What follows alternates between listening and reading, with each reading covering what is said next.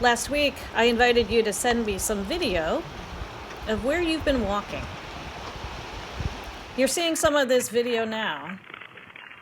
It's from Virginia, Massachusetts, Pennsylvania, Ohio, Colorado, and even Germany.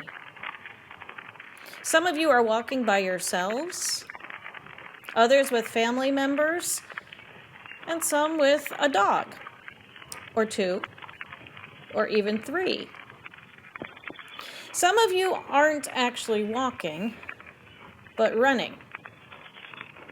I'm really not sure why. As you watch, let's imagine ourselves with the disciples on that first Easter Sunday. We're walking on a road. We may not be walking 7 miles to Emmaus, but I think it's fair to say we've been walking for about 7 weeks now, and it's been a very strange path. It's been rocky. There have been some twists and turns.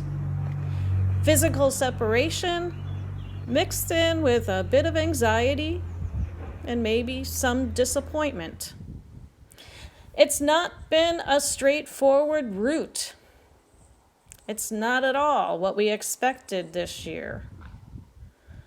And deep in my heart is a question that I've asked since childhood. Are we there yet? I so much want to get there.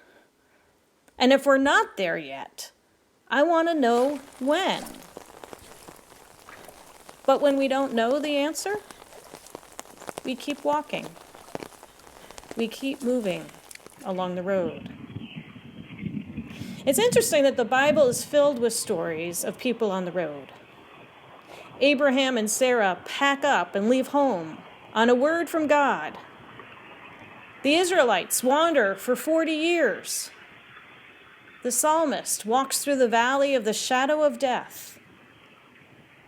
Mary and Joseph travel by foot to a town called Bethlehem. A man gets ambushed by robbers on a road to Jericho before a Samaritan helps him out. And as we heard today, on Easter Sunday, discouraged and confused, 2 disciples give up and walk home back to Emmaus. We had hoped, they say. We had hoped Jesus was the one. I think their story is our story today. We had hoped for so many things this month, this year. But here's the thing. Their story is our story. As they walk, a stranger comes near and listens in as they try to explain their frustration and disappointment. It's interesting that they don't recognize him, isn't it? Were they too busy watching their feet?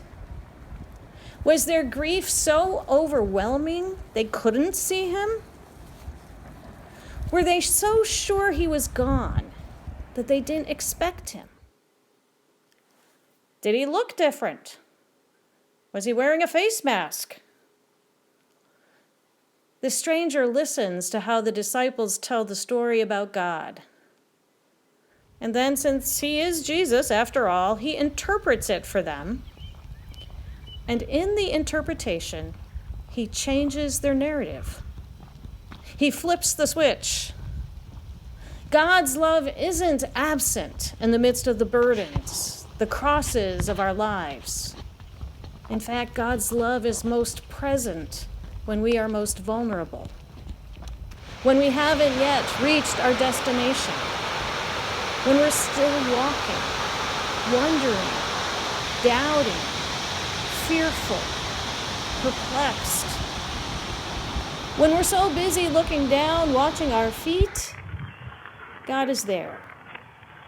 When our grief is overwhelming, God is there. When we're so sure he's gone, God is there. when we don't recognize him walking right beside us, God is there too. This story reminds us that Jesus is not who we think he is. He is the stranger who meets us on the road. The early followers of Jesus were not called Christians. They were called followers of the way, a word which means the path, the road. Christians are followers of the road. We're always walking. We're always on the move. We're always going to places God calls us to. We can't always see the ending. We're never sure how long it will take to get there. But Jesus walks beside us when we recognize him and when we don't. Thanks be to God. Amen.